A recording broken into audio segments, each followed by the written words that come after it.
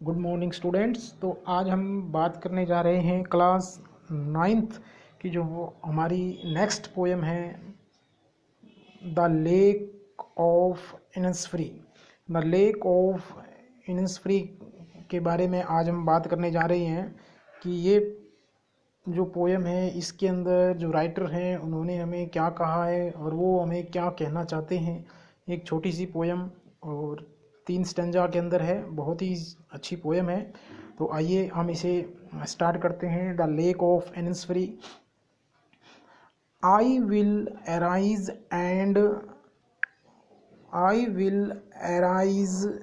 And go now and go to Innisfree. यानी कि वो कवि क्या कहता है, आई विल अराइज। अब मैं, अराइज का मतलब क्या होता है, अराइज का मतलब होता है उठना। अब मैं उठूंगा और जाऊंगा। एंड गो टू इनिसफ्री, और कहाँ जाऊंगा, इनिसफ्री जाऊंगा। इनिसफ्री क्या है, इनिसफ्री जो यहाँ पर है वो क्या है, नेम ऑफ ए प्लेस, एक स्थान का नाम।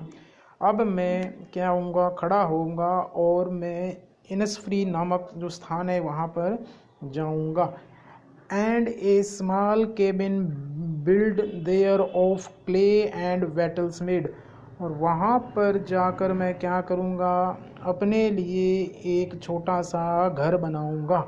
और वो घर किसका बना होगा, एक तो मिट्टी का बना होगा और मिट्टी के साथ वो वेटल्स मेड, यानी कुछ जो पदार्थ होते हैं, जो मटेरियल्स होते हैं, उनका वो घर बना हुआ होगा। यानी अब मैं खड़ा होऊंगा, खड़ा होने के बाद अब मैं इनिसफ्री नामक स्थान जाऊंगा। वहाँ जाने के बाद मैं अपने लिए मिट्टी से और कुछ पदार्थों से, कुछ मटेरियल से मैं अपने लिए घर का निर्माण करूँगा। 9 bean rows will I have there.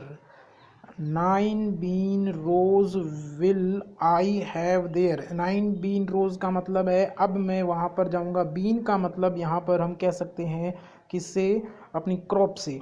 यानी कि वहाँ पर जाने के बाद अब मैं क्या करूँगा, 9 बीन्स रो, यानी कि 9 रोज़ के अंदर मैं क्या करूँगा, फसलों को बोऊँगा, क्रॉप्स जो है उनको बोऊँगा। A hive for the honey bee, और वहाँ पर फसल बोने के बाद मधुमक्खी जो है वो अपना क्या बनाएंगी, छत्ता बनाएंगी। हाइव का मीन्स होता है मधुमक्खी का छत्ता। कि मैं इनिसफ्री नामक स्थान जाऊंगा, अपने लिए वहाँ पर एक घर बनाऊंगा। घर बनाने के बाद मैं वहाँ पर फसल जो है उनको बोऊंगा। फसल बोने के बाद जब उनमें पुष्प निकलेंगे, फूल निकलेंगे, तो वहाँ पर मधुमक्खी जो है वो अपने लिए छत्ता बनाएगी। And live alone in the bee loud glade, और वहाँ पर मैं उन मधुमक्खियों के साथ, उन मधुमक्खियों के भिन भिनाने की जो आवाज़ होती है, जो साउंड होती है, उनके साथ वहाँ पर मैं अकेला रहूँगा। तो कवि ने कहा कि अब मैं खड़ा होऊंगा, खड़ा होने के बाद इनिसफ्री नामक स्थान जाऊंगा, अपने लिए घर का निर्माण करूंगा। फिर मैं वहाँ फसल बोऊंगा, उसमें जो फसल के अंदर बोने में का बाद जो पुष्प निकलेंगे, पुष्प से वहाँ पर मधुमक्खी अपने लिए छत्ता बनाएगी और मैं उनके साथ वहाँ पर अकेला रहूँगा। And I shall have some peace there, और वहाँ पर इनिसफ्री नामक स्थान पर मुझे कुछ शांति मिलेगी। For piece coming dropping slow, और वहाँ पर मैं शांति से जो ओस की बूंदें हैं, उनकी जो आवाज़ है, उन आवाज़ों को भी मैं क्या कर सकता हूँ, सुन सकता हूँ। Dropping from the veils of the morning to where the cricket sings. अब वो जो है, जो ओस की बूंदें की यहाँ पर हम बात कर रहे हैं, वो कहाँ से निकलेंगी, वो जो पेड़ पौधे होते हैं उनकी पत्तियों से। जब सुबह होती है तो पेड़ पौधों की पत्तियों से क्या निकलते हैं, ओस की बूंदें जो टपकती हैं। तो उसी प्रकार वो कवि कह रहा है कि मॉर्निंग में उन पेड़ पौधों की पत्तियों से क्या निकलेंगी, ओस की बूंदें जो हैं वो टपकेंगी। To where the cricket sings, और वहाँ पर बताया गया है, क्रिकेट का मतलब कोई गेम नहीं है, क्रिकेट का मतलब यहाँ पर है इंसेक्ट, और वहाँ पर में जो जुगनू होते हैं उन की या जो और कोई जो क्रिकेट्स होते हैं, जो छोटे छोटे मच्छर होते हैं, उनकी आवाज़ को मैं क्या कर सकता हूँ, सुन सकता हूँ।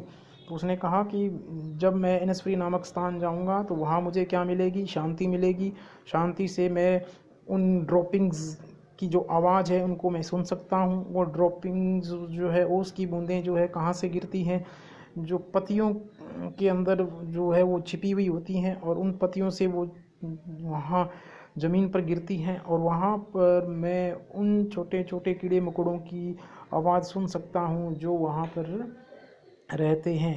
There midnight's all a glimmer and noon a purple glow, वहाँ की जो मध्य रात्रि होती है वो क्या होती है, वो चमकीली होती है, क्योंकि आसमान के अंदर हम कह सकते हैं जो चंद्रमा है वो क्या करता है, चमकता है। And noon a purple glow, और जो दोपहर होती है वो सूर्य के प्रकाश से क्या होती है, पर्पल होती है।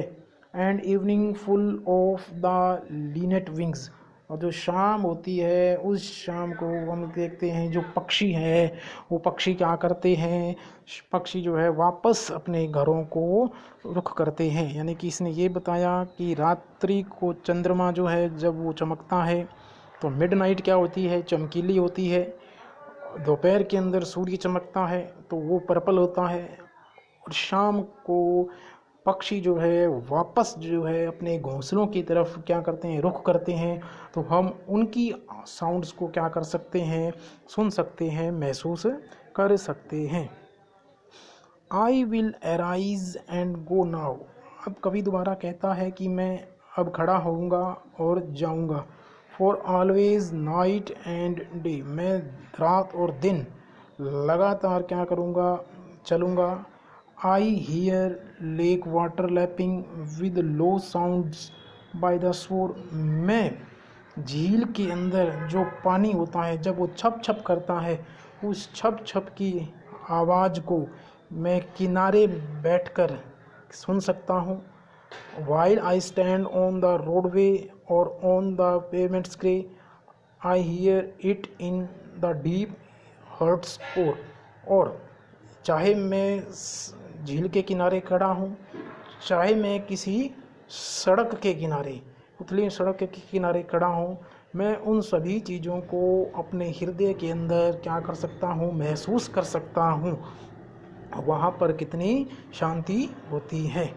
तो ये थी आपकी एक छोटी सी poem the lake of Innisfree, the lake of Innisfree, जो बहुत अच्छी पोएम थी। तो एक मैं सभी बच्चों से ये कहना चाहता हूँ कि आप जो वीडियो बनाई जाती है उसको देखें, क्योंकि हमें पता चलता है कि आपने वीडियो देखी है या नहीं देखी।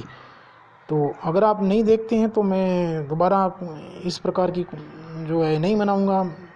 तो ये आप सभी देखें, और इस बार यदि मुझे पता चलता है कि किसी ने वीडियो नहीं देखी तो मैं दोबारा जो है इस प्रकार की वीडियो नहीं बनाऊंगा, सेंड करूंगा। Thank you.